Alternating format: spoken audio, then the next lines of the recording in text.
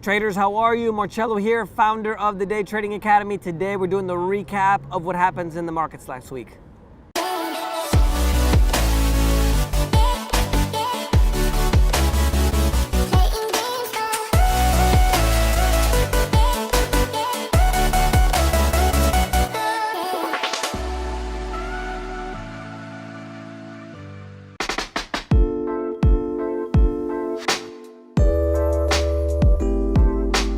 We're here in South Korea. You guys can see the famous Gangnam Style statue.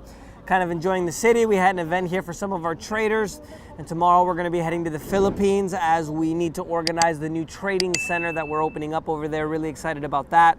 I always get this question when I talk about the trading centers. We do most of our trading online, just so you guys know.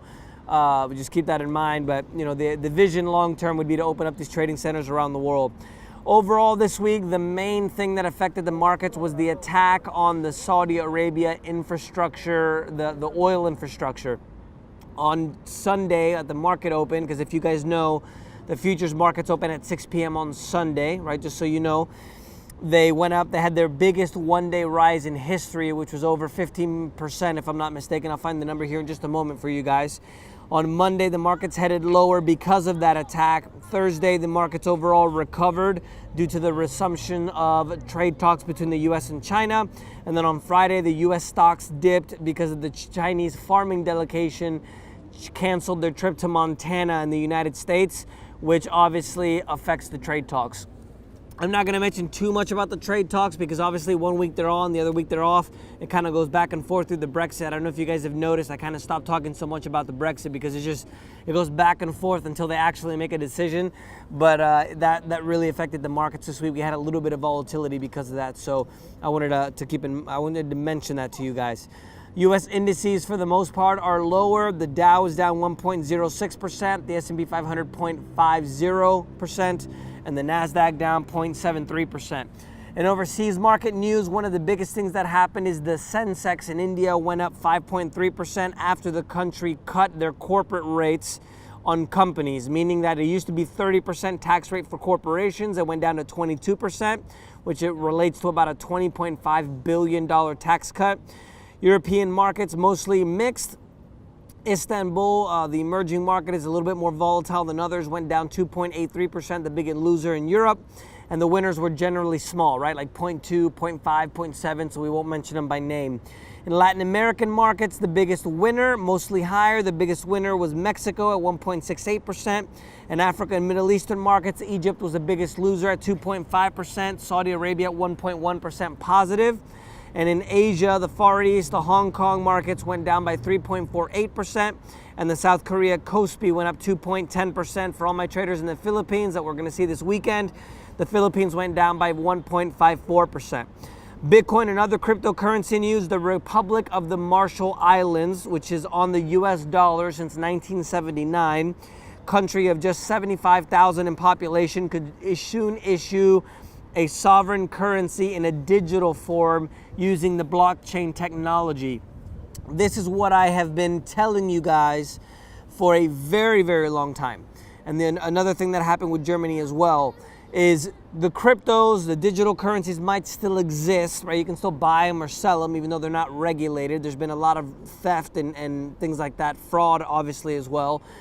But what's going to happen, for example, if all the countries in the world, the biggest economies, let's say, you have a euro coin, a dollar coin, a Brazil coin, a China coin, and then they make all the cryptos like Bitcoin and all the others illegal. And they say, well, you can only use the digital currencies that we supply instead of the ones that are out there on the market. What's going to happen then?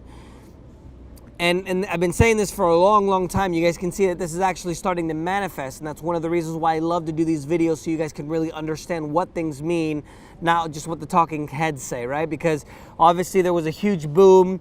Bitcoin, as I predicted, is the biggest now bubble in history, bigger than Tulip Mania.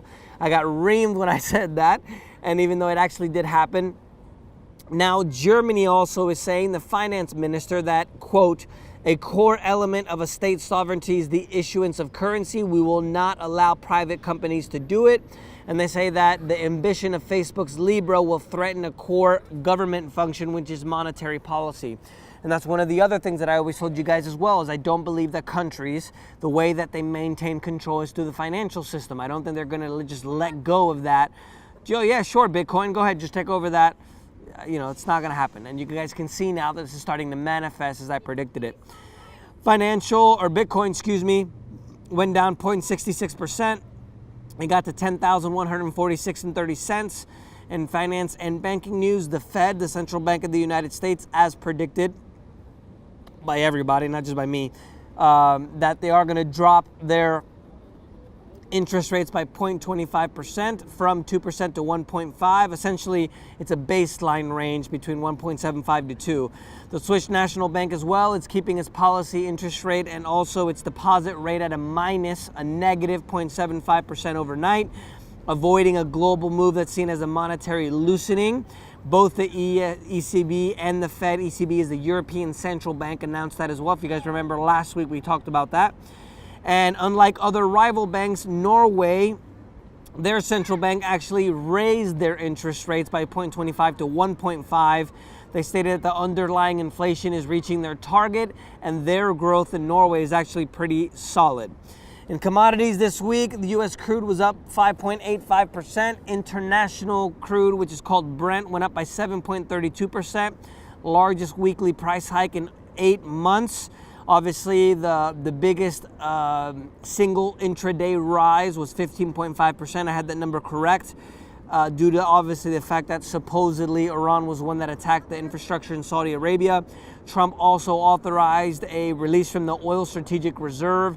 I don't know if you guys know what that is, but during the oil embargo years ago, the U.S. kind of realized that they need to have a backup just in case the cutoff from oil happened. Even though right now the U.S. is the biggest exporter of oil in the world, they actually started exporting oil again. So we're actually we're not relying on anybody else for our energy, whereas before we had to import it. So we were basically held by the neck by a lot of these countries, where now we're not. He did allow, they created essentially a huge reserve of oil that can be tapped in times of emergency. So Trump announced basically that he's going to allow that to be tapped in this situation if needed. Saudi Arabia is cutting back production this summer as part of an OPEC effort to boost prices. Saudi Arabia, the reason why they're important, so you guys know, it's 10% of the global oil supply at about 100 million barrels per day. And obviously the loss of 5.7 million barrels per day, which was the attack that was done on their infrastructure, it's near 5% of the world's total output. Yemen's Iranian-aligned Houthi rebels claim responsibility for their act, but Saudi Arabia says it was Iran's fault, and they have supposedly proof that proves it. U.S. prosecutors took unusually aggressive turn in investigation and price fixing at J.P. Morgan. It's identifying their precious metals trading desk as a criminal enterprise operating inside the bank for nearly a decade. They're saying that they manipulated the precious metals markets, which is what I've been telling you guys for a long time. The markets now, if you're going to learn how to invest or trade, you really have to be able to understand the manipulation, because otherwise you're just going to get run over. Gold went up 1.95%. Silver, just when I was waiting for a few entries on the positions that I've talked to you guys about, the Iranians have to ruin it for me, but eventually it'll come back down. And if you guys do want me to do that video that I always that I've talked about, the silver video, or what I'm looking for, I showed you guys what I was looking for before, how I recorded it, went right to the area that I was looking for. I'll definitely record that video if you guys want me to. Remember, this is for educational purposes only. This is not investment advice. We don't trade people's money. We're not trading advisors, so keep in mind of that. Political news: Israel's election is too close to call on Wednesday. It's showing a tie between Minister Netanyahu and the rival. There's no single party majority, so it might take a few weeks in order to go ahead and create a new government. And Netanyahu, which is 69 years old, is the longest serving Israeli leader who's seeking his record 5th term. Spain, which is the 4th largest economy in the Eurozone, socialism, not the biggest. Germany, capitalism is the biggest. Just kidding. But that's actually true. They're on track to have their 4th election in 4 years. Canadian Prime Minister Trudeau is saying that he's asking forgiveness after the whole scandal with the blackface. He's upcoming for election, so obviously that's going to affect him as well, even though he did apologize for that, and he said that there might be some other pictures that show up as well. 5 weeks away from the actual elections. U.S. manufacturing output increased more than expected in economic news in August by 0.5% versus the 0.2% forecast. It boosted on a surge of machinery and primary metals production. U.S. home building surged to a 12.3-year high in August. The seasonally adjusted annual rate of 1.364 units for both single and multifamily housing units. Essentially what that means is that there's probably not going to be a recession this year. Argentina, which is South America's 2nd largest economy after Brazil, 3rd largest economy after Brazil and Mexico, just a little asterisk, Colombia is the 4th largest economy in the region. They had a contraction in their economy by 2.6% in 2019, over 50% over 50% annual inflation rate, and the peso, which is their currency, actually devalued by 2/3 against the dollar since the start of 2018. It's hurting obviously both imports and consumption. Corporate news, U.S. pharmaceutical giant Purdue Pharma files for bankruptcy protection. They reached a tentative deal to be able to settle over 2,600 lawsuits alleging that they did help the U.S. opioid epidemic. Basically what's going to happen is they're going to put it in a trust that's going to be controlled by the states and cities and the counties that want to recoup the losses or the damages that they're saying that they caused. E-cigarettes now, government imposed a nationwide ban on e-cigarettes. So a lot of companies like Walmart, Amazon, and also e-commerce companies are now getting rid of their e-cigarettes online. In trade news, Chinese economy is facing an increasing pressure from a slowing global growth. A lot of other things like the trade war, protectionism, and also a trade deal with China is looking to be less likely due to the fact that the Democrats actually support the tariffs and the trade war. I shouldn't say the trade war. They support the tariffs that Trump is placing on China. U.S. President Trump and Japanese Prime Minister Abe are actually negotiating, I should say, a deal between the United States and Japan. In technology, a 27-month experiment deliberately releasing genetically modified mosquitoes in Brazil. They're reporting that it actually failed and they may have created super mosquitoes. The Yale report is saying, when are we going to stop messing with nature? It was so funny because in the article, they created this new mosquito so when they mate, the offspring were going to be duds, right? They couldn't mate or they couldn't have kids, right? Like birth control, think of it. And so then the mosquitoes don't mate with those and they mate with other ones. It's like, come on, guys. I'm sure, the genetics of some of the offspring maybe changed as well for this kind of, we're playing God here. But anyway, other than that, Chinese Huawei is launching what may be the world's smartest 5G phone on Thursday in Europe.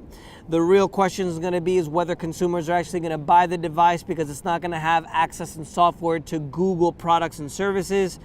Facebook is teaming up with a company called Luxottica to be able to develop an augmented reality Ray-Ban smart glasses codename Orion. It's going to take a few years to develop, probably be ready by 2023, 2025, and they want the sunglasses to be able to take calls, have a smart display, live stream, and even allow for a smart AI assistant. In investment news, US UAW, which is, I should say, the workers' union, United Automotive Workers, I believe is what it means. Essentially, a big group of the employees of GM are going on strike. It's going to cost GM $400 million a day. They have enough inventory for about a week or two, but it's going to be a problem because obviously they went on strike because they couldn't negotiate a deal. So we'll see how that works out. World's biggest tax case is going to begin proceedings this week. Apple is contesting the decision made by the EU to make them pay $14.3 billion in tax. They're actually saying that their agreement with how they bring their money into Ireland allows them to pay a lot less tax than normal. So obviously they want them to pay those back taxes. And in international events, President Trump orders an increase in sanctions towards Iran and its central bank. Saudi Arabia is displaying remnants of drones and missiles, saying that it's directed from Iran. Turkish President Erdogan is saying on Wednesday that they're planning a safe zone in northern Syria east of the Euphrates, which can house anywhere between 2 to 3 million refugees. The question is, are people or the refugees from Europe really going to want to come back now to Syria and live in the middle of nowhere? Other than that, the Philippines is working on stemming the worst dengue outbreak since 2012. There's been over 271,000 cases of dengue reported since January to August 31st of this year. They declared a national pandemic. Unfortunately, just over 1,100 people died, 50% of which are kids, children. And unfortunately, I'm going to be in Philippines starting tomorrow, so I'll have to be careful. And also, in unusual facts, Indonesia, which is the world's most populous Muslim majority country with a lot of religious minorities, is saying that they're going to pass a new penal code which is going to criminalize consensual sex out of marriage. How unfortunate for you guys. And it's going to introduce stiff penalties for insulting the president's dignity, and it's a move that the civil groups say it's an intrusive assault of basic freedoms. The pig-killing disease African swine fever is predicted to wipe out 20% of the world's meat's protein by the end of the year. It's actually spread now through Asia, with South Korea being the latest country reporting the outbreak. This actually might be a bigger story than the trade war with the US and China. And it's spread all across Southeast Asia, parts of Europe, and also been found in Africa as well. Mitsubishi Corp is saying that a rogue oil trader in a Singapore unit lost $320 million in unauthorized transactions in oil. Now you guys know why we need to have so many restrictions with the speed up trader accounts, because obviously we don't want anybody to lose that kind of money. Other than that, Lim Chow Kiat, the CEO of Singapore's GIC, one of the world's largest wealth funds in the world, is saying that he's warning that the markets are increasingly dire and also face an uncertain future due to the economic environment that we're in, and also other things, politics, protectionism, and other things like that. And other than that, hundreds, if not thousands of students across the world are protesting on the street to be able to go ahead and demand world leaders to do something about the climate, saying that obviously we should have tougher laws and adopt urgent measures to avert a supposed environmental catastrophe. That's the news from this week, guys. Let me know if you guys have any questions. We'll see you next week.